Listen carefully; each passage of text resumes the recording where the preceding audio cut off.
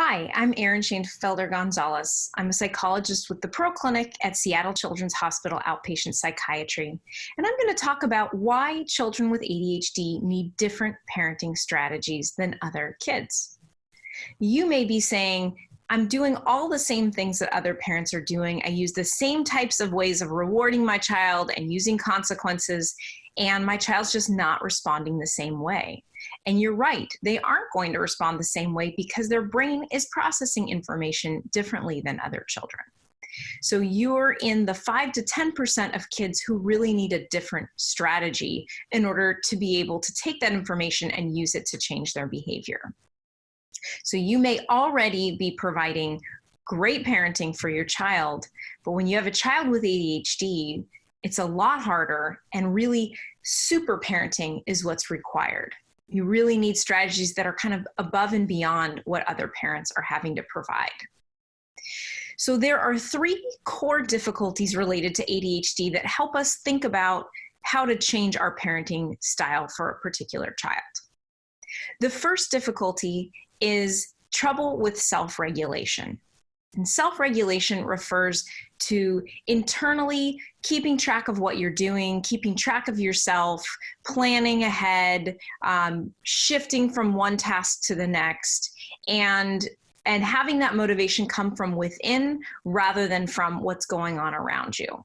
This is how we get ourselves through a routine or a task during the day. Kids with ADHD are going to have about a 30% lag in their ability to self-regulate. It's going to look like a lack of maturity to a large degree. So they may get off track, get distracted really easily when they're trying to do a routine, even though they know how to do the routine. The second core difficulty that we think about is the inconsistency in behavior. So just as I was saying, a child with ADHD may be extremely bright. And in fact, we see lots of kids at a extremely high level of IQ who have ADHD. So they know what to do, they know how to do the task, but they're not consistent in doing it. So one day your child may be able to get themselves dressed and downstairs and ready with a backpack, ready to go. And the next day, all bets are off. They need help every step of the way. And it seems like they can hardly remember what the different pieces are of their routine. This is one of the most frustrating things about parenting a child with ADHD. It often looks like they're just not trying, or they're on purpose just not doing their routine. But really, the cause of this inconsistency is that kids with ADHD are so vulnerable to input from their environment. Because they're not internally self-regulating as well, they're relying on cues around them for their regulation. And that means anything that's different in the environment from one day to the next is going to cause them to react in a totally different way.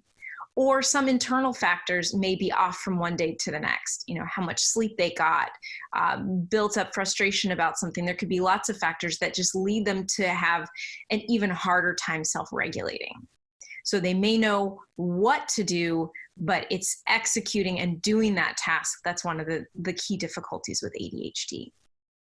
The third piece is that kids with ADHD respond to consequences and rewards differently than other kids. You may have felt like you were noticing that for a long time with your child, and you're absolutely right. So often the first time you try a new incentive or a new consequence, it has a pretty big impact. So if you're going to offer a reward for your child for finishing homework, the first time you offer it, they may be really excited and really motivated and focus great on their homework. But then when you try to use the same reward later, it loses its value really quickly. Kids seem to get bored with it and just don't care about it as much. Same thing with consequences. It may feel like sometimes whatever consequence you choose, anything you take away, it may phase your child for a moment, but then it seems like they forgot about it altogether. And that really comes back to how dopamine is processed in the brain, and the fact that kids are not getting as consistent of that sense of reward, that reward chemical from things. So they may get a burst of it initially, but then they're not getting as much over time, and that's why they don't seem to care as much about that reward or consequence. So what do these 3 core difficulties mean for parenting? The first thing that we need to keep in mind for parenting a child with ADHD is anticipating.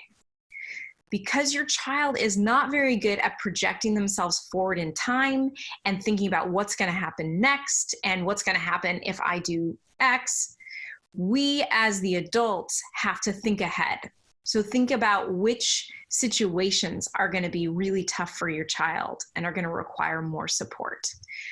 What are triggers of certain behaviors? What are tasks during the day? What's the piece of the morning routine that your child always gets distracted during? And we're going to try to set up more structure and things like clear instructions and more rewards and even consequences in advance so that we're not having to try to clean up a mess after things have fallen apart. The second thing that we want to keep in mind for parenting a child with ADHD is that your child is going to need a lot more feedback than other kids will in order to regulate their engine. So as I mentioned, they're relying on their environment to self-regulate. And you can be that piece of the environment that gives them accurate input. And we really want to see a lot more positive input, praise, positive attention than correction and negative attention. So we want to praise, jump in, give lots of attention when you see anything positive happening. So instead of waiting until your child has completed all the steps of their morning routine, we want to jump in with giving them attention and praise just for getting started, just for getting out of bed, starting to get dressed. Let them know that they're on the right track so they can keep themselves going. They are going to need more correction than other kids too, more reminders and redirection as well. But we want to think about how to do that in a way that doesn't become overly negative and make them feel defeated and like they're not doing a good job. The third implication is that we need to build in more powerful rewards, incentives, and consequences for your child. So natural consequences often aren't going to have the effect that we hope they will. You know, for example, if your child always forgets to put on socks and you think to yourself, well, the natural consequence is when they're out at recess, they'll notice their feet are cold. That's too far in time really for it to change your child's behavior. We need to put rewards, incentives, consequences in place that happen at the point of the behavior so that are really connected to when your child is doing a task and are things that your child cares about, right? So for each child, we're going to think about what is his or her currency, what motivates and excites them, what gets that dopamine flowing, and can we put in some of those more exciting things, those rewards, during the boring parts of the day. One example would be bedtime. It's really hard often for kids with ADHD to get into bed because there's nothing fun that happens once you get in bed, right? The reward of the day is done. So of course they're going to stall on getting pajamas on, getting teeth brushed, getting into bed. But if we can put a special routine that's exciting for them into place once they're in bed, having that special story time in bed with a parent, that might be exciting enough to help them get through some of the routine. We got to make it really clear. We got to remind them of it in a way that's powerful and meaningful to them.